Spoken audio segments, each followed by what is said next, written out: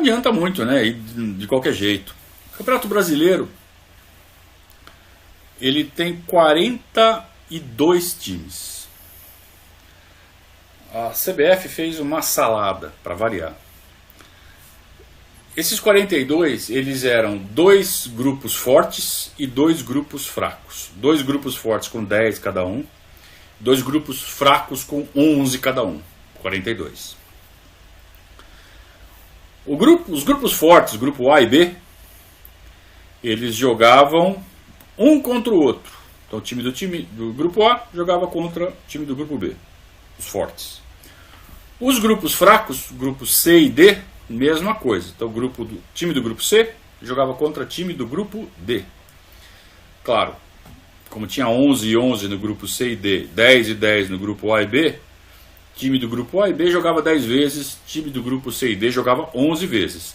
Ao final desta primeira fase, o primeiro turno, você pegava o campeão do primeiro turno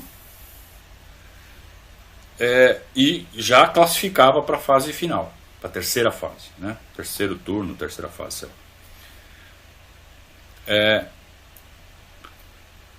Aí você tem o segundo turno, acontece a mesma coisa. Então, mais 10 ou 11 jogos, depende do grupo onde você está. Ao final desse segundo turno, que zera a pontuação, o campeão do segundo turno também vai para essa fase final. Nós temos 4 grupos. Então nós temos campeão do primeiro, campeão do segundo, de 4 grupos. Então já são 8 times. E aí cada grupo vai classificar ainda mais 2 por índice técnico.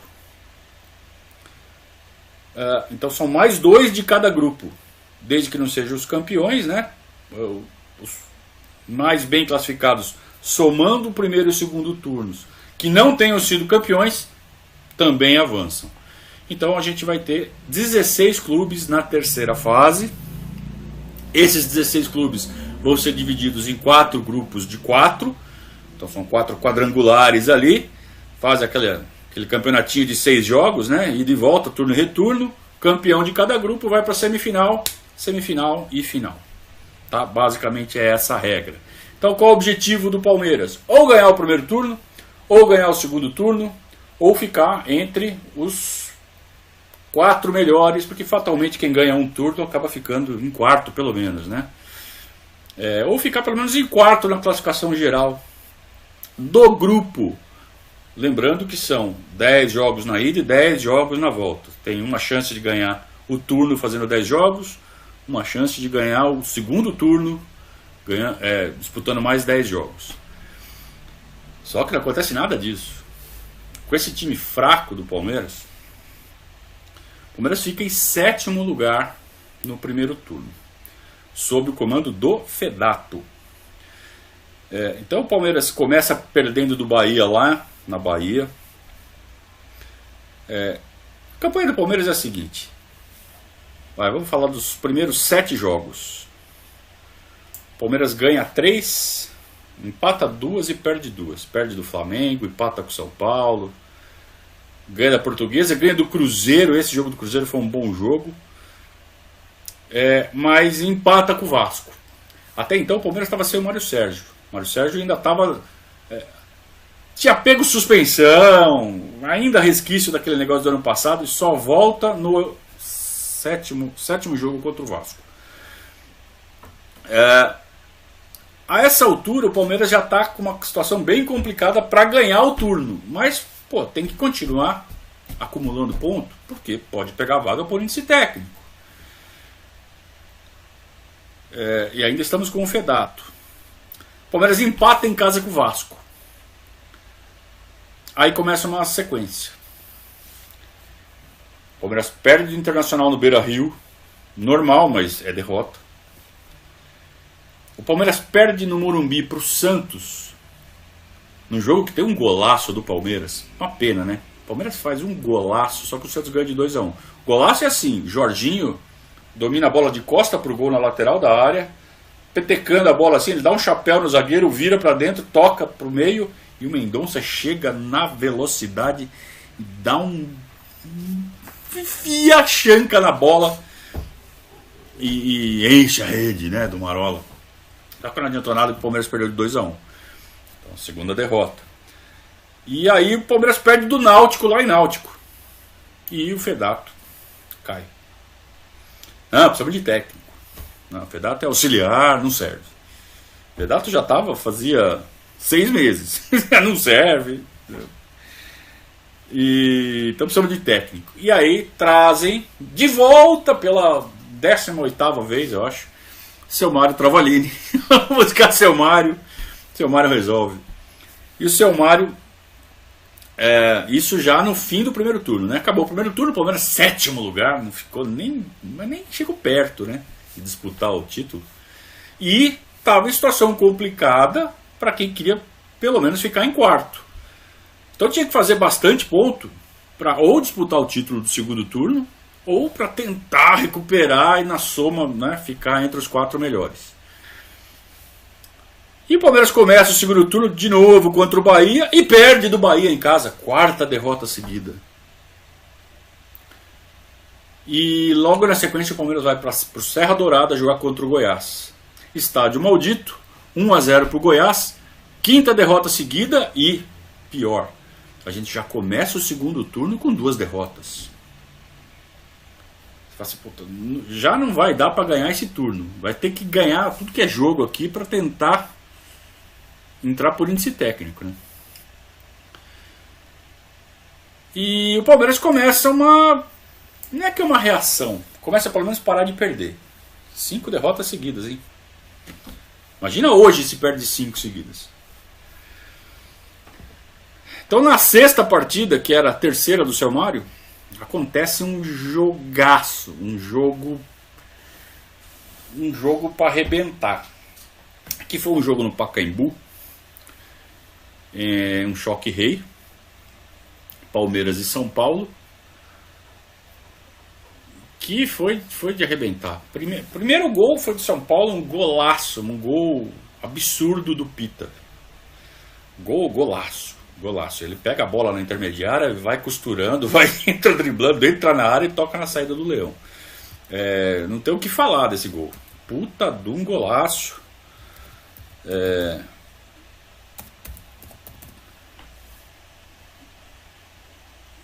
Mas o Palmeiras reage, né? O Palmeiras ainda empata. Deixa eu buscar aqui a marcha dos gols. Estou tentando fazer isso. Que dia foi isso?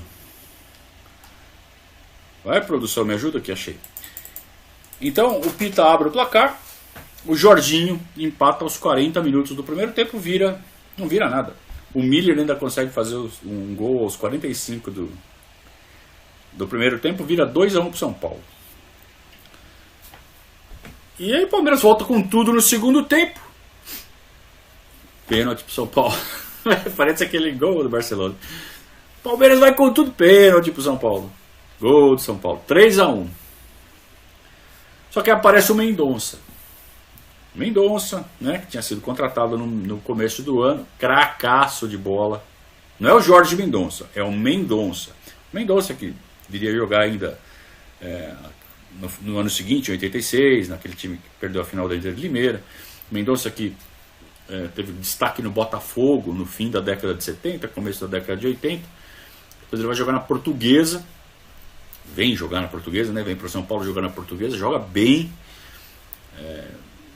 Entrosado com o Mirandinha, né? Na Portuguesa. Depois o Palmeiras traria o Mirandinha também. E o Mendonça jogando muita bola, né? E o Mendonça faz 2 golaços.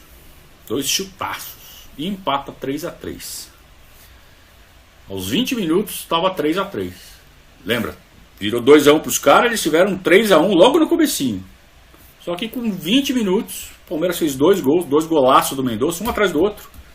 3-3. Ah, vamos virar. Gol do São Paulo. Gol do Oscar de cabeça.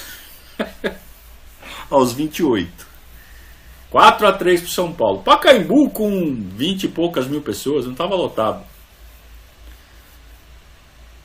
E aí o Palmeiras vai com tudo pra cima. Aí o Palmeiras chega com tudo, vai fazer o 4º gol. Pênalti pro São Paulo. Aos 43 do segundo tempo, pênalti pro São Paulo. Vai o Careca bater. Bateu o Careca, errou. A torcida do Palmeiras estava indo embora já. De repente, eu acho que é o Diogão. O Diogo nem jogou. Quem que mete a bola? Alguém mete a bola lá pra área, dá uma bicuda lá pra frente, joga a bola na área do São Paulo, ela sobra no pé do Ditinho, o Ditinho empata o jogo aos 46, a torcida do Palmeiras volta correndo pra dentro do estádio. Um puta de um jogo, acaba 4-4, era pra ser 5-3 pro São Paulo, né? Aos 44 do segundo tempo, 5-3 pros caras. E acabou 4-4. Então assim, é um jogo que valeu um ponto. Não melhorou em nada a situação do Palmeiras. Pelo menos paramos de perder. Ia ser a 6ª derrota consecutiva. Pelo menos paramos de perder. Mas, porra, do jeito que foi, né? Deu uma animada. E o Palmeiras começa a tentar, pelo menos, fazer alguma coisa. Só que daí vai ter que jogar com o Flamengo. O Flamengo, naquela época, era um time muito forte. O Palmeiras consegue um empate com o Flamengo. Um jogo também bem louco, bem movimentado. 2-2. Vai pro Canindé jogar com a Portuguesa e não consegue ganhar. Então o terceiro empate seguido, já são 8 jogos, 9 jogos sem ganhar. Num campeonato curto como esse é fatal. E empata com o Cruzeiro. Então foram um empate, 5 derrotas, depois mais 4 empates, 10 jogos sem ganhar. Aí só foi ganhar um jogo contra o Vasco em São Januário.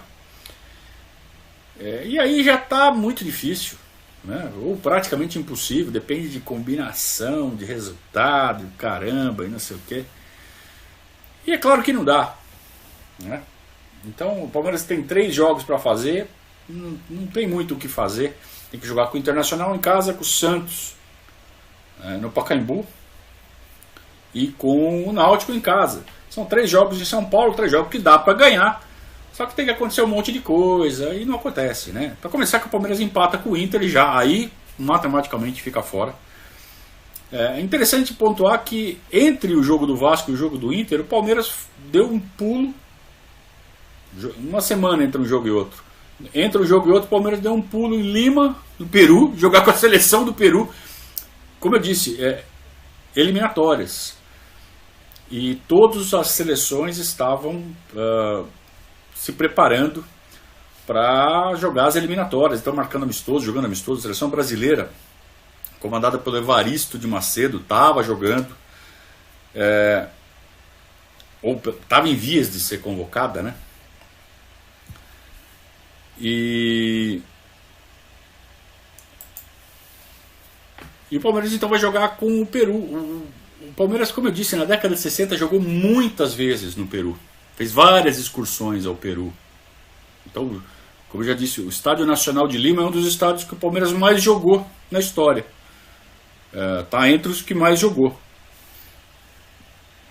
Interessante isso, né? Curioso isso. E aí volta, empata com o Internacional, está eliminado de uma vez. Empata com o Santos, ganha do Náutico e acabou o Campeonato Brasileiro. O mais maluco de tudo é que, porque a seleção brasileira seria convocada pelo Evaristo, o Campeonato Brasileiro é paralisado e começam os estaduais, e aí sim, os times desfalcados para os estaduais. O Campeonato Brasileiro, Palmeiras já eliminado, seria retomado só em julho, quando acabasse as eliminatórias. As eliminatórias na época não era que nem hoje, que é um campeonatão com 18 rodadas, né? Você joga 2, depois joga 2, depois joga 2. Juntava todo mundo, jogava, acabou. Era um torneio, né? As eliminatórias. E nos amistosos preparatórios da seleção brasileira, e o Jorginho estava convocado, que o Evaristo convocou, a seleção vai muito mal, perde um monte de jogo e bate o pânico, e eles chamam de volta o Tele Santana. Então eles demitem o Evaristo na preparação para as eliminatórias, e na boca das eliminatórias chama o Tele. O Tele mantém a convocação do Jorginho. O Jorginho continua convocado. E o Campeonato Paulista está comendo. O Campeonato Paulista está já na 6ª, 7ª, 8ª rodada. E o Jorginho, num treino na Toca da Raposa, jogando contra o juvenil do Atlético Mineiro, quebra a perna. Nosso craque, nosso maior craque. Tudo bem que a gente tinha o Mendonça, tinha o Mário Sérgio jogando, mas o Jorginho era um monstro, tanto que era o jogador do Palmeiras da seleção brasileira. E jogar na seleção brasileira naquela época, a concorrência era pesadíssima. E o Jorginho estava no meio das feras ali, ele tinha futebol para isso, tinha calibre para isso, só que ele quebra a perna, quebra a canela, a tíbia e o perônio. E acabou o ano para o Jorginho.